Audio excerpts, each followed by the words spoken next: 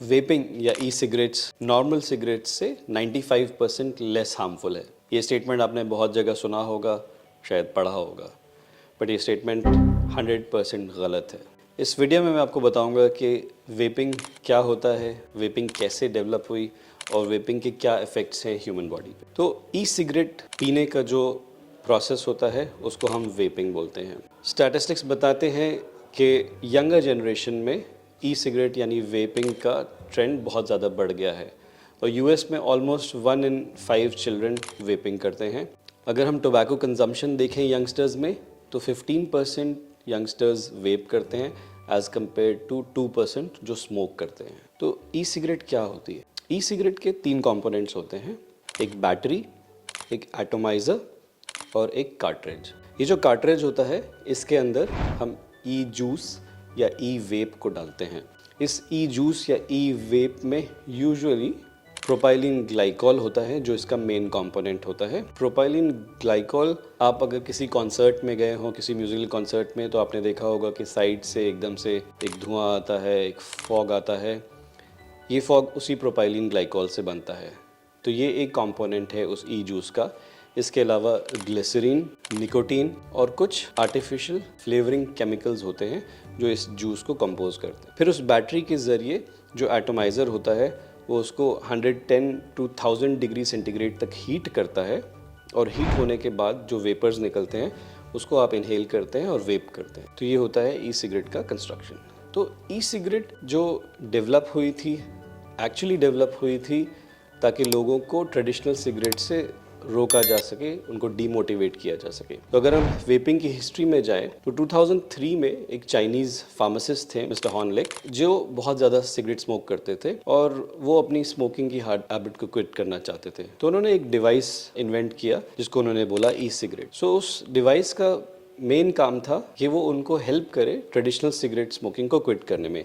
इसलिए उन्होंने e cigarette को बनाया, नंबर 1 टेस्टलेस और दूसरा बहुत ही ऑर्डिनरी लुकिंग, ताकि लोग उसकी तरफ अट्रैक्ट ना हो। But over a period of time कैसे ई सिगरेट्स या वेप्स इतने ज़्यादा फैंसी हो गए, कैसे उसमें इतने ज़्यादा फ्लेवर्स आ गए, बबल गम, आइसी फ्लेवर्स, पान फ्लेवर, सिनेमन फ्लेवर। तो इसके पीछे की स्टोरी ये है कि 2003 में जब उन्होंने ई सिगरेट्स इन्वेंट किया, बाय 2007-8 वो यूएस और यूरोप के मार्केट्स में भी पहुंच गई और वहाँ पे काफ़ी पॉपुलर होने लगी। एट द सेम टाइम जो टोबैको इंडस्ट्री थी, जो सिगरेट्स बना रही थी, जो कि एक बहुत बड़ी इंडस्ट्री है, ऑलमोस्ट $800 बिलियन की इंडस्ट्री है, उन्होंने ये ट्रेंड नोटिस किया कि सिगरेट्स की सेल्स जो है वो डाउन हो रही है। ई सिगरेट की वजह से नहीं, पर उसका रीज़न था बहुत ही effective anti smoking campaigns and public awareness campaigns. तो उसकी वजह से सिगरेट की सेल्स डाउन हो रही थी। तो सारी बड़ी निकोटीन कंपनीज, टोबैको कंपनीज ये सोचने लगी हम किस तरीके से अपने स्ट्रैटेजी को मॉडिफाई करें, कैसे हम सिगरेट को फिर से अट्रैक्टिव बनाएं लोगों के लिए। तो उन्होंने ई सिगरेट बनाने वाली कंपनीज को फंडिंग करना शुरू किया।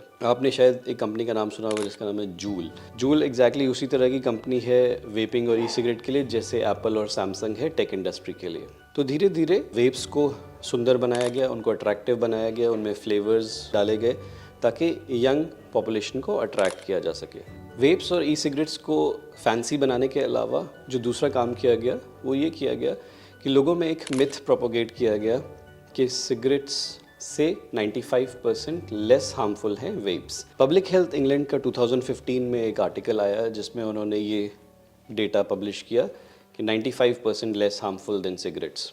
अनफॉर्चुनेटली सब लोगों ने ये डेटा पकड़ लिया और बिना उस पेपर को पूरा पढ़े हुए इस चीज़ को 100% बिलीव कर लिया। पर अगर आप उस पेपर को देखेंगे, उस पेपर के एंड में खुद ऑथर्स ने 2 चीज़ें एक्सेप्ट की हैं कि पहला, उनके पास कोई हार्ड एविडेंस नहीं है कि इन प्रोडक्ट से लंग्स पर या बॉडी पर कोई इफेक्ट पड़ता है, और दूसरा, जिन एक्सपर्ट्स को उन्होंने हायर किया था ये पेपर लिखने के लिए, उनका कोई सिलेक्शन क्राइटेरिया नहीं था। तो आप समझ सकते हैं ये कितनी फ्लॉड स्टडी थी। और 2017 में लैंसेट का एक पेपर आया जिन्होंने स्टडी को डिसरिगार्ड किया और बताया कि ये बिल्कुल गलत है, वेपिंग भी हार्मफुल है आपकी हेल्थ के लिए। इनफैक्ट वेपिंग से रिलेटेड बहुत सारे लंग इश्यूज़ नोटिस किए गए हैं।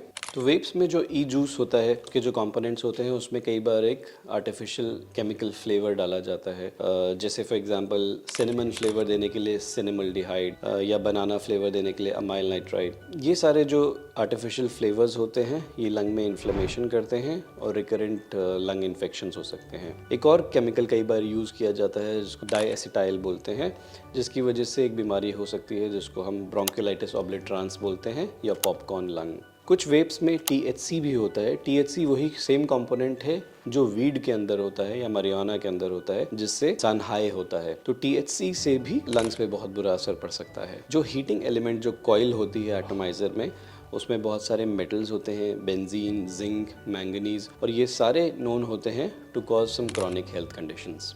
जब ये सारे मेटल्स और ई जूस बहुत ही high temperature 110 to 1000 degree centigrade तक हीट करते हैं, तो जो वेपर प्रोड्यूस होता है और हम जिसको इनहेल करते हैं वो बहुत ही क्विकली हमारे लंग्स से होते हुए ब्लड में एब्जॉर्ब हो जाता है और ब्लड से वो बॉडी के डिफरेंट ऑर्गन्स में जाता है।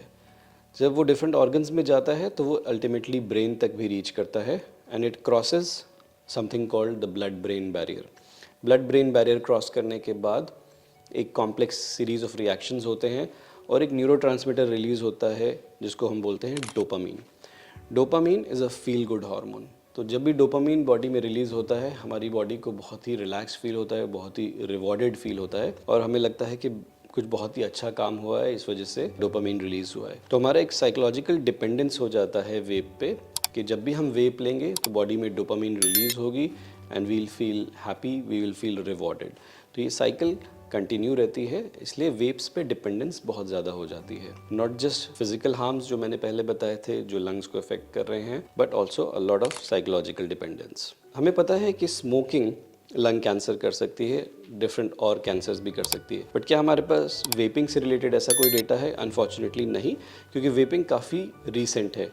हम जब भी इस टाइप की स्टडीज़ करते हैं ह्यूमंस पे तो उसको टेस्ट करने के लिए उससे पहले हम एनिमल स्टडीज़ करते हैं उस हाइपोथेसिस को देखने के लिए। तो एक स्टडी की गई माइस यानी चूहों के ऊपर, जिसमें कुछ ग्रुप ऑफ चूहों को 54 वीक्स तक ई सिगरेट की स्मोक दी गई। तो ये देखा गया 54 वीक्स के एंड पर कि 22.5% जो चूहे थे उनको लंग कैंसर डेवलप हो गया, एक पर्टिकुलर टाइप का एडिनोकार्सिनोमा, और 57% चूहों को एक ब्लैडर कैंसर का प्रीकर्सर डेवलप हो गया। सो ऑब्वियसली ये इस डायरेक्शन में पॉइंट करता है कि ई सिगरेट और वेप में कार्सिनोजेनिक पोटेंशियल है। सो वेपिंग क्यों पॉपुलर हो रही है, क्यों इतने ज़्यादा लोग वेप करने लगे हैं?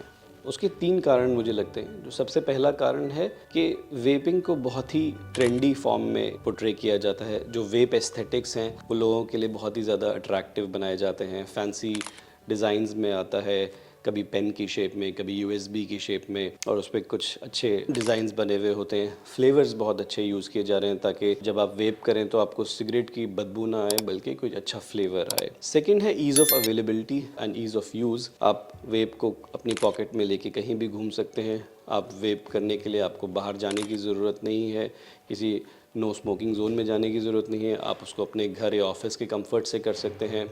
माचिस या सिगरेट लाइटर की भी ज़रूरत नहीं है, एक बटन से आप वेप को ऑन या ऑफ़ कर सकते हैं और अपने बैग में लेके बहुत ही इजीली ट्रैवल कर सकते हैं। और तीसरा इम्पॉर्टेंट फैक्ट जो मुझे लगता है वेप पॉपुलर हो रहे हैं कि जो मिथ प्रोपोगेट किया गया कि वेपिंग सिगरेट से लेस हार्मफुल है।